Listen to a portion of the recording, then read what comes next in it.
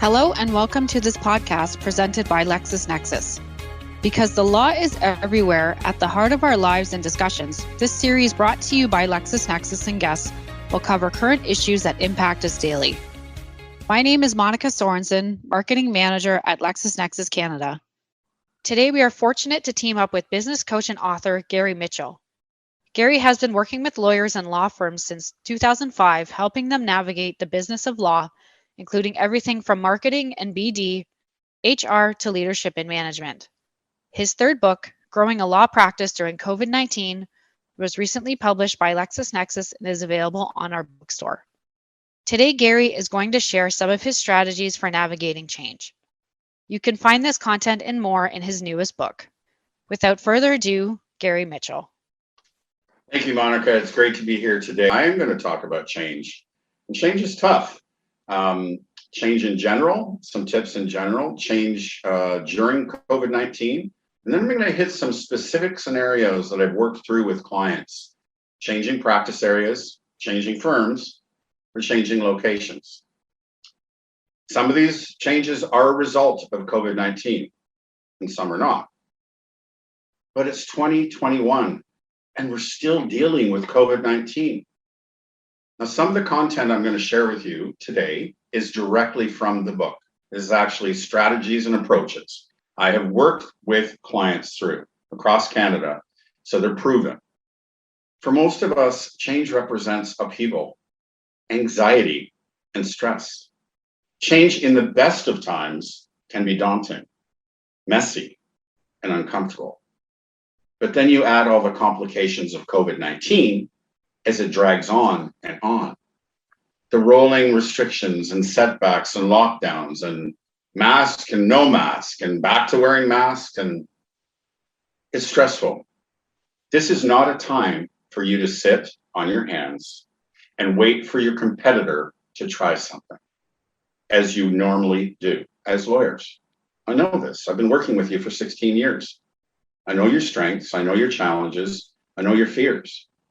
This is a time to actually get out there and try things ahead of your competitors. The worst that can happen is it doesn't work. That's the worst. But the best thing that can happen is it does work and you get yourself so far ahead of your competition because they've got their heads buried in the sand. And let me give you an example. I spoke to a young associate probably about 7 months ago, and we did a consultation. And he got back to me and he said, he's second year call, and he recognized the need. He wanted to grow his practice, and hence the name of the book, right? Growing a Practice During COVID-19. And he was in a good situation, good mentorship, good firm, good support. But he got back to me and he said, you know what? I'm going to wait. I'm going to wait until we're through COVID. And I thought to myself, oh, do you have some magic ball? The rest of us don't, where you can see when we're going to get through COVID? I mean, think about this for a minute. When this hit in March of 2020, did you think we would be together discussing still COVID-19 and the ramifications it has for your law practice? I certainly wouldn't have thought that by any means. Let me give you a few tips to get started with change in general. Start small. Don't look at the whole big picture of this massive endeavor. It's overwhelming. It's too much. Now, chapter 12 of the book is called In Their Own Words. And I asked several of my clients that I worked with last year, leading up to when the lockdown came and throughout the rest of the year, to write their stories. And one of the stories hits home this point. It's a managing partner of a boutique employment firm in Toronto. And he said in his story, he said, the work we did with Gary leading up to COVID by tackling small incremental changes, one at a time, added up to big change and how we were really well positioned and prepared when COVID hit. So don't listen to me, listen to him. Don't take it all on at once. Choose bite-sized pieces and tick them off. Make a list, check them off as you accomplish them, and it shows you a sense of momentum. You can see your progress. Go with the flow. Now, that may sound a lot easier than it is, But my point is this: if you feel you're pushing a boulder up the hill, it's likely not the right change, or it's not the right time for change, or you're not ready for the change. It shouldn't be that tough. When you're in flow, all kinds of things happen. It's like serendipity. Some things come to play that you wouldn't have expected because you're doing the right thing at the right time. So if it's that painful, if it's that hard, take a deep breath, stop and reevaluate. Maybe it's not the right time. Maybe it's not the right change. Shouldn't be that hard. When you're feeling stressed about change, focus on what it could mean, your end game, the big picture. I always encourage my clients to look forward. What is the big picture after? This will help you get through the moments of stress. And these moments are temporary, by the way. You'll get through them. Change brings about renewal. It brings about the opportunity to learn and grow. And I know, as lawyers, you love to learn and grow. So embrace it. Change can often cause turmoil and confusion. We can't possibly know all the side steps and where things are going to go once we embark on change. And if COVID-19 has not taught us anything else, it's we don't know what's around the corner all the time. So don't feel you have to have all the answers to get started. I've had several clients who like, no, wait a minute, I got to figure this out. I got to figure that out. No. Start the change and trust the fact that at some point you will either learn what you need to deal with the new circumstances, or you're going to find the people to help you with those new circumstances. Don't talk yourself out of it before you even get started. Don't feel you have to go through this change alone. If you have a mentor, if you're at a firm, talk to them. Or if you have a mentor outside of your firm, you're independent, talk to them. Talk to your spouse. If you have any other colleagues you can talk to a coach. Nobody does everything on their own. Nobody. Change takes time. You have to be patient with yourself. I know, not one of your strongest qualities. You tend to want things quickly. I know, I have the same personality trait. I want things to happen quicker than they often do. But you need time to adjust to new circumstances. Again, being in the flow. Just, you'll know it when you're in there because you're not going to be stressed. Things are going to happen. It's going to just come seamlessly. As you're going through this change, keep your eye on the ball. Remember what you're doing this for, where you're headed. This will help you to adapt to new circumstances and roll with the punches. Perhaps most importantly, change will always require changing habits, breaking down old habits and creating new habits. This takes time. You know, when I'm working with my clients, I'm always saying, okay, this is a new habit I want you to start practicing. Don't beat yourself up because you're not going to master it between now and our next call. This is going to take some time. Be patient and understand what this is about. Change takes time. Okay. If any of you have followed, I've been writing for the Lawyers Weekly, now the Lawyers Daily since 2006. If any of you have followed my writing, I've always advocated for having a plan for everything. Going to a networking function, which will come back again. I don't know when, I don't have that crystal ball, but having a plan for everything. I'm not a fan of just going off in all directions willy-nilly. So why plan? Well, again, I've always been an advocate. I'm going to go through a business plan template that I've actually tweaked a little bit more about change, but I use this with all my clients. And it's about moving your practice forward. In this case, okay, changing. I'm going to do that first, and then I'm going to dive into the various scenarios that I talked about at the beginning, the changing practice areas, changing firms, changing locations. Why plan? Well, your practice is a business, and you need to start thinking of it as a business if you aren't already. It makes no difference whether you're within a firm or on your own. You treat it like a business. If you're at a firm, I always say, treat your practice like a franchise, right? You can leverage the reputation, the marketing, and everything else that comes with the firm, but treat your practice like a franchise. And obviously, if you're on your own, it's your own. But most successful business people start with a plan. Things can go awry, things will change, things will adopt. But if you have a starting point, you are far more likely to succeed, and in a shorter period of time by going through the planning process. Now, I'm a fan of keeping things simple and practical. My clients actually really appreciate this, because simple and practical, although not always easy, that approach works. So I'm going to show you the template that I use with my clients. It's in the book as well. Obviously, if you're out on your own, you're a little bit more entrepreneurial. You may be more prone to having a plan. But you partners at national firms, if you just tweak the way you think about things and think of your practice as a franchise, you're going to start to see a little bit different approach in the people around you and the management. So let me ask you this before we dive into it. Do you want to keep doing the same things you've done, expecting different or better results? Do you want to muddle through your career without focus, direction, and a clear path forward, leaving your success up to chance? Or would you rather have clarity, purpose, a definitive roadmap, and more control to successfully guide you through the rest of your career? It's your choice. It's that simple. I never tell my clients what they need to do.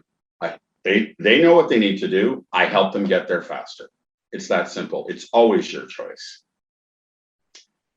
Now, one thing I should mention, I've always advised my clients to stay nimble, remain flexible, roll with the punches, things you're not normally used to, and adapt as the need arises. And if COVID-19 has taught us nothing else, it's this. We never know. I said this at the beginning. We never know really what's around the corner. So we've always got to be flexible. But I'll tell you, when you have a plan to start with, if you get off the tracks, for whatever reason, the market, something like COVID comes along, you're able to get back on the tracks much faster when you have a plan. Now, before we get started, I have a warning for you. If you're like most lawyers I know, your mind is going to do two things. You're going to listen to me and you're going to look for what's wrong. It's your training. That's the practice of law. I'm talking about the business of law. So don't look for what's wrong in what I'm sharing with you. Look for what's right. Take it and go forward with it. The other thing is, don't race ahead to how. This always happens with my clients. We're starting out in the planning stage, which is about the what, and they're always like, how am I going to do that? How am I going to do that? Don't worry about that yet. We're not at the how. We're at the what. We master the what first. It makes the how a lot easier. So what's in your plan? This section's a little dry. It's boring, but it's necessary. It's been developed for, I guess, maybe my first year, second year in. So 14 years, I started using it and it tweaked it along the way. Take what you can, make it your own. Keep in mind, you should treat it as a living, breathing document and review it regularly. I recommend quarterly at a minimum. Things change, as you know. In normal times, things change. So you want to keep on track and keep abreast of those changes and how they affect your approaches. Now, especially in this time of COVID-19, you will need to stay flexible and adapt to changing circumstances. But again, I can't tell you the value of having a plan to start with. You get off the rails, you get back on faster. So what's going to be in this plan that I'm going to share with you? First, fully understanding your target market. And you may think to yourself, yeah, I know my target market. Do you? I'm going to be asking some really specific questions, going much deeper than most of you have gone before. How do I know that? From working with my clients. They'll say, oh, I didn't think of that, or I didn't ask that question. That's what this exercise is for. Second part of the plan is evaluating your current state of your practice, where you are now. That next we'll look at defining your goals, where you want to get to. And finally, we'll identify any learning and developmental support that you need. And that's basically the overview of the template. So let's dive in and let's talk first. And again, this will be more applicable if you're changing practice areas, researching your target market. So we're going to take a very close look at the target market or markets. If you're keen to see results from your efforts, I suggest you follow this targeted approach. You will not only save time and money, and time is money, but this approach will spare you from all the frustration and stress of willy-nilly going off in all directions. The process of preparing for and implementing change takes time, as I mentioned at the beginning. Time that you don't have the luxury to waste. The more you understand about your markets and that you wish to serve or develop, the higher likelihood of your success. As you know, success is a great motivator. Once you've started down that path and you're starting to see some results, you're more motivated and inspired to do more. Know your market. Identify your ideal target markets. If there's more than one, list them all and rank them by priority. Being specific about which markets you want to target will help you to become more strategic in the way you approach them. It's virtually impossible to raise your profile in multiple markets effectively. Describe any natural business cycles that may exist within your target market. For example, is one time of year busier than another? How do economic cycles affect your target market? Has COVID-19 changed or altered these business cycles? Has COVID-19 provided new opportunities? Look at plexiglass manufacturers, hand sanitizers, food delivery services, and Zoom. You get my point. Changing cycles in the market are not just doom and gloom. They often provide new opportunities, new areas of law, new practice areas. Are these markets established or emerging? Does this affect your approach, and how? What trends are you observing in your target market? This is really important to understand, to really fully understand your target market and anything and everything you can about them. Then let's take a look at your competitors or the people you may be looking to compete against if you're changing into a new area. Research and list the top firms or lawyers already in that target market.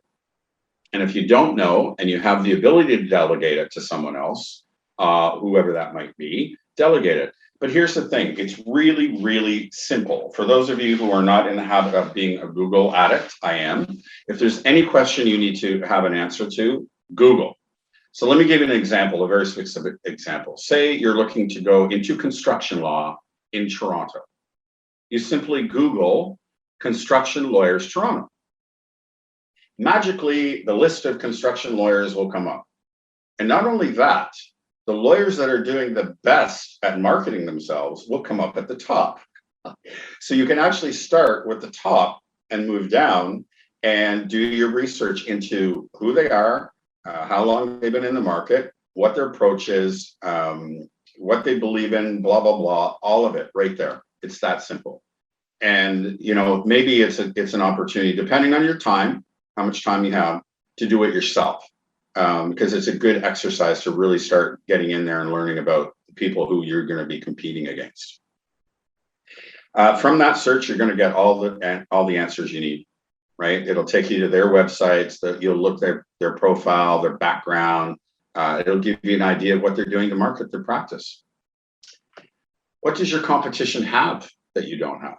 You know, if you're just starting out in that market, maybe your profile is low, maybe their profile is higher. They've got experience. They've got years in the target market. Look for what they're doing right and emulate it. But also look for what they're missing. If they're not as successful as you think they could be, or as you think you can be, look for the holes. What are they missing? What are some opportunities that they are not taking advantage of to market their practice and themselves? So in that competitive intelligence, you're not only finding out who your new competitors are going to be, but you're finding out what they're doing right. And you're finding out what they're not doing right and where you could step in and fill that hole. Next, you want to look at your ideal client profile, right? Who do you wish to serve? Describe the size and type of file your ideal clients have. You can't be too specific. What does this entail? Are these complex files or matters? Make note of anything else about the type of work. Then look at the type of people. You'll see later on when I go into the specific scenarios of changes, why this comes to play. Who is in a position to hire you? For B2B, business to business, what are the titles of the people that will likely hire you or influence the hiring of you? For B2C, business to consumer, what are some of the personality traits of the people that are going to need your help? And what are they going to need? Okay, there's probably some common denominators here. And when you look at, again, you're still looking at your ideal client profile to be as specific as you can about them. What values do they share with you? What values do their companies share with you? Make note of anything else you can find out about the type of people. And everything in context, who do you qualify which clients you want to reach first, second, third? You know, over the years, and anybody in service knows this to be true, we all have our A clients, B clients, and C clients. But if you're starting over, if you're making a change, and you will hear this again later on, you have an opportunity to recreate yourself. Press the restart button, start from scratch. You might as well get crystal clear on the A clients that you want to attract, so you're no longer attracting B and C clients. And we don't have to go into the discussion of what B and C clients are like. We all know, right? You know. So what does the buyer in the buying process look like? Buyers of legal services wear a specific hat when evaluating suppliers. Sometimes the buyer isn't even the person you're going to be working with. It's important to understand who's doing the buying, who's doing the influencing to affect your approach on how to build those relationships. What do you know about the buying cycle or process? So that's the time between the first time you meet with them and the time they make a decision to hire you. What goes on during that period of time? Typically, are they currently working with another lawyer or law firm? If so, how much do you know about them? Are they listed in your competitive intelligence? If they're not, they should be. How much do you know about your buyer's challenges? And you can never know too much. And by the way, this is really good information for your current clients too. If you think you could probably go deeper and learn more about who you're currently serving, these are all approaches and questions that could be very viable in helping you to maybe find out more opportunities with current clients. And answering these questions may be tough. I know I've had clients go, wow, I never thought of that, or I've never asked that question, or I didn't take that approach. I always say 80-20, 80% listening and asking questions, 20% talking. That's not only an approach in new prospects and potential clients, it's also a very viable approach for current clients. Let's take a look at your current practice. One of the first tasks I give a client in my coaching program is to get them to do a marketing audit. Okay, so this is to clarify what they've done in the past, what worked well, what didn't work, and what they like the most, what they like to do the most. So I suggest you look at how and what you're spending on marketing. So that includes anything related to lead generation, advertising, sponsorships, events, SEO campaigns, digital marketing, the whole gamut. Here's some questions you can ask yourself directly from my marketing audit worksheet. What are you getting for your investment? What actions are working best? What things are not working or performing poorly? You really should know if what you're doing is working. If the money and time you're spending and investing in bringing in more clients is paying off. Make a list of everything you are currently doing to raise your profile and get in front of your target market and attract more clients. What professional networks affiliations and associations do you currently belong to? Which trade journals, publications do you currently contribute to, and why? What other actions are you taking to raise your profile? Examples can include internal bulletins, newsletters, blog, delivering workshops or webinars. Which professional associations target your market or markets? Which professional publications target and serve your target markets? If you don't know the answers to these questions, it's time you find out. The easiest and fastest way to gather this information is to either ask your current best clients or your colleagues at your firm, if you're at a firm, or your colleagues if you're out on your own, and people as you meet them, either on social media or at events when they start opening up. All you have to do is ask, what are they attending? What are they reading? Where do they hang out? Where are they getting further education, right? All you have to do is ask, and they will give you the answers to all those questions. Now, your SWOT analysis, okay? The SWOT stands for strengths, weaknesses, opportunities, and threats. It's especially to understand what point you're starting from, right? What are the strengths you already possess, and what are some of the opportunities out there to leverage? So starting with your strengths, make a note of the things that people have told you over the years. You've been known for. Either clients have complimented you for something or your colleagues have. Generally speaking, it's from feedback. What are you known for? What are the strengths that you're actually known for? Weaknesses. List the things that you recognize are not your best skills. Now, an interesting point about weaknesses. The old school of thought, which I must confess, years ago in my first business in my 20s, I followed the old school because there wasn't a new school yet. I'll get to that.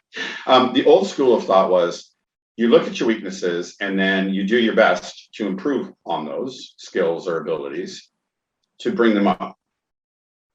The new school of thought, or as I like to call it, the Steve Jobs school of thought, is to focus all of your time, energy, money, investment on mastering your strengths, becoming a master. And then you build a team around you. You build a team of people that have the skills that not only take care of your weaknesses, go above and beyond. Because in most cases, the people that actually are good at those things that are your weaknesses actually enjoy it. We're all different. We have different skills. We have different likes. So I am firmly in the Steve Jobs camp and why this exercise is so important. Because as you grow, this will also tell you the kinds of skills and people you need to bring on. And when you're hiring, it won't be like, oh, I just need a paralegal or I need an assistant. No, I need an assistant with these skills. It'll be pinpoint accuracy for your HR and hiring. Opportunities. I brought it up earlier with COVID-19 and any downturn or any, a few years ago it was marijuana. When the government legalized marijuana, there's like marijuana law going up everywhere. Just huge opportunities for new practice area. What are the opportunities? Is there the opportunities in the market because of COVID-19? The opportunities within your firm because of any change of direction or strategy? The market, the opportunities in your location? List all the opportunities that you see in front of you. And finally, threats. Now, threats don't occur very often. They're pretty serious. These are things that would actually prevent you from moving forward with change and success. I have it here because it is part of the SWOT analysis, but don't get too hung up on it because they're pretty rare. They're pretty tough, and that's why they're pretty rare. Okay, evaluating your current clients. This is about taking a closer look at the clients you've already brought to your practice. How ideal are they? Remember, we talked about that ideal client profile. How do your current clients measure up to that profile? If not, how far off are they? In a perfect world, would you keep them? This is where we now go into change. If you're changing practice areas, how many of them do you think you can still hold on to? This has happened. I've seen lawyers change practice areas, but they kept the clients in the previous practice area because of the relationship. So it's important to know how many and how are you going to hold on to them. If you're changing firms, how many of them do you think will follow you? Best guess, you can't be 100% accurate all the time, but what's your best guess? How many of them do you want to bring with you? If you recall, I said a little earlier, changing firms gives you the opportunity to clean house. Working with many clients who saw this as an opportunity to get rid of the dead wood, was one of the first things they said was, okay, I'm going to target these clients because I want to bring them to the new firm with me, but this is an opportunity to let the other clients go and press the restart button. So take full advantage of it. There's lots of positive things about making changes. This is one of them. Cleaning your client list. Now, how many, if you're changing firms, how many and which clients will benefit from your move? How many can you see a direct correlation why they should be coming with you because of your new firm? Then let's take a look at your goals. Describe in as much detail as possible what you want your practice to look like. What is the big picture? Think big, bold, hold no limitations. There's no filters here, okay? Nobody's judging you. There's no test. This is just about you and what you want to create. These notes should include measurable goals, like but not limited to, I'm just giving you some ideas, the size of your team, number of clients, gross revenues, your personal income, and anything else that is relevant and important to you. Set your goals for the following timelines: 10 years, 5 years, 2 years, 1 year, 6 months, 1 month, 1 week, today. The reason why I start with 10 years is to encourage you, my clients, to think broader, to think bigger, to think big picture. Because most of my clients, and probably you, haven't thought past the next year, haven't thought past making that your targets and fulfilling your obligations to your firm if you're at a firm, or your goals for your solo practice or small firm. I want you to start thinking bigger without restrictions, because the most successful people in business and in law think big.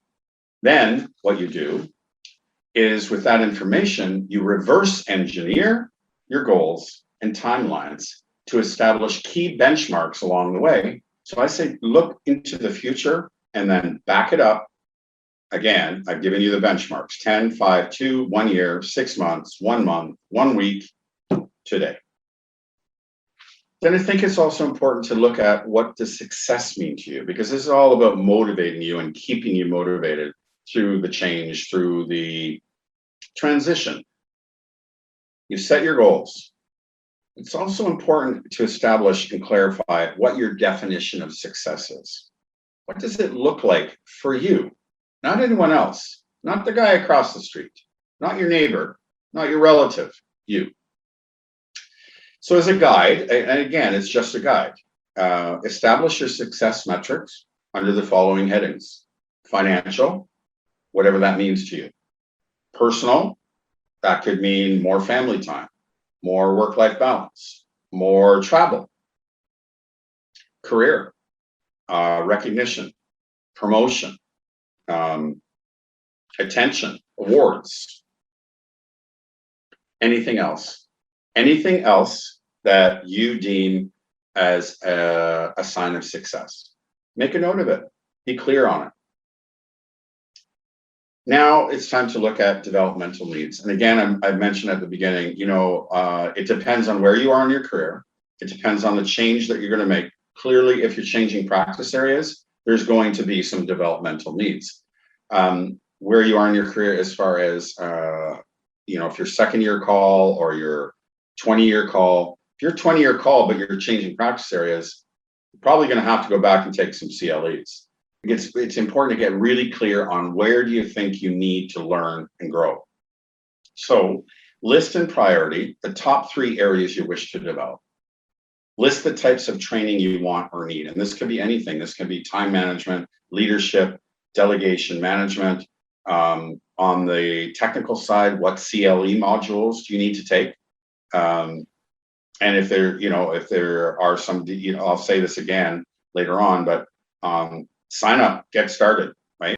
So now you want to take a look at the support that you need. Who is going to be there to support you? Who will you be accountable to? Could be a senior partner, mentor if you're at a firm. Could be the marketing person, practice group leader, managing partner. If you're out on your own, could be spouse, colleague, what have you. Could be coach. Who is going to help you stay accountable to the process? That's key.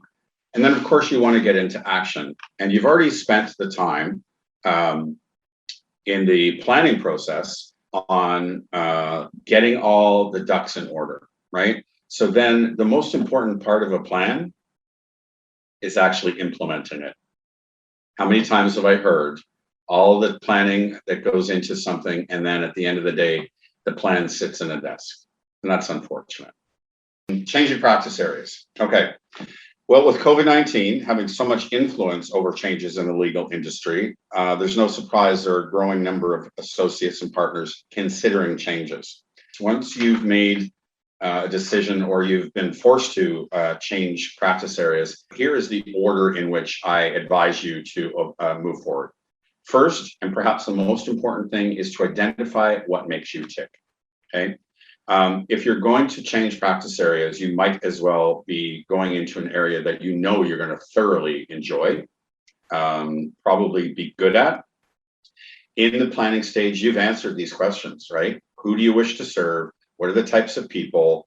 All of that has been done in the planning stage if you've followed my advice so far. Then you want to identify transferable skills, right? So now you know what you want to do, what you like, what you're good at. What are the skills you can bring with you? You're not starting over, right? You've been practicing law for some time. You have the experience, you have skills, and you have relationships. So ask yourself the following. What are some of the transferable skills you could leverage in a new practice area? What has your experience taught you? Is there a way to leverage your current profile in a new practice area? What about your external contacts and relationships? Is there a way to leverage them for introductions? If you're at a firm, the same goes for internal relationships. Who do you know at your firm who could help you? Which lawyers at your firm could make introductions for you in new target markets? Changing direction does not mean starting from scratch. The key here is to look for ways to leverage your relationships and align those with current and emerging opportunities. This is the most important part of changing practice areas. Leverage your relationships and align those with current and emerging opportunities. Identify those opportunities, and you've done that from the planning stage. Your plan for action, into action, all of that comes from that planning stage. These are just more specifics to the changing of practice areas. Now, here's a real life example of successfully changing practice areas. 5-year call litigator, working at a firm he really enjoys working at and absolutely hates his job. He hates being a litigator. Thankfully for the firm and himself, he actually went to management before just leaving the firm and leaving the industry altogether, as so many associates do at 4 or 5-year call. It's unfortunate. Within 6 months of working together, we had him shift over to an IP practice focused on green energy. That was a value that was important to him.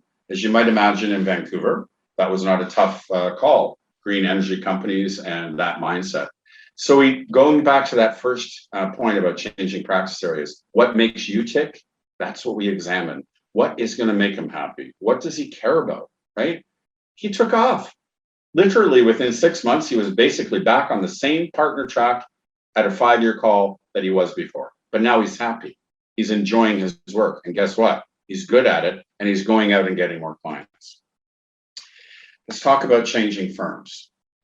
Like any change, moving to a new firm can be daunting and overwhelming, and even in the best of times, in normal times, let alone COVID-19. You've got new everything, new people, new culture, new management, new systems, everything new. And you don't know what you're going into, right? You know where you are now, but you don't really know what you're going into. So once you've made the decision and the deal is done, signed on the bottom line, here's a laundry list. Pre-move. Compile your contact list. This is most important. And this will include all of your professional contacts. You should include current clients, past clients, top prospects, and top professional colleagues or referral sources. And yes, friends and family. Prioritize your list for each category. And you do this based on the relationship you have with each person. The closer the relationship, the higher up they are on the list. And those are going to be the first people that you approach. Now, at this point, you're not allowed to tell your current clients that you're moving because of the law of society rules, but you can reach out to your professional contacts, your friends and family. So take advantage of this time to do that now at that point. Then, once the formal announcement is sent out from your firm, reach out to your top clients, the ones you want to take with you the most. Take them out for lunch. Then send out an announcement to all your other best contacts that you didn't get a chance to reach out to in person at this point. So that's pre-move. Now you've made the move. Once you get in there, first step, sit down with your new managing partner and identify the new partners and associates that you need to reach out to, who are like-minded, who will be most adaptable to introducing you to their clients. Get to know your support staff, build relationships with them, learn your new culture, be a sponge, continue to build internal relationships with the lawyers and staff. Very quickly, probably the most outstanding client I've ever had in 16 years of working with lawyers happened last year. It was March 9th, the week of March 9th, 2020. I was in Mexico. I got an email request for consultation from a partner of a firm I was already working with. She didn't really know I was working with the firm. We had the consultation on Tuesday, March 10th. I'm making a point of giving you the dates on purpose. You'll see in a minute. The consultation went extremely well. There was a definite fit and she was ready to go, so excited. Here's her situation. Just 6 weeks prior, she had made the move from a boutique firm as a equity partner that didn't have to do any business development. The nature of the firm was the work just flowed to her, okay? She made a move to a national firm in a non-equity partner role with the mandate of not only growing her practice, but growing the practice group. Never having to do business development. So she admitted on the call, she was scared because she'd never done it before, but she was also excited about the opportunity. Then all hell broke loose. A few days later, I'm flying home from Mexico because the federal government said all people abroad should get home while you still can. Boom, lockdown, offices closed. So here she is transitioning, and all those tips I shared with you about moving firms, right? And building relationships and all that. She had to do all of that distancing, working from home, which she had never done before. Oh yeah, and she's a single mom with 2 young girls, taking care of them as well. Unbelievable. And she was just listed as one of the top 40 lawyers across Canada in her practice area. Unbelievable. If she can do that during COVID, then any one of you can make a change seamlessly and without stress. The last change is changing locations. And, you know, most of it I've already covered in changing firms. But the most important thing I want to leave you here with changing locations. If you're at a firm and you're looking at moving across the country, which I've helped clients do, this is more about your family than anything else, right?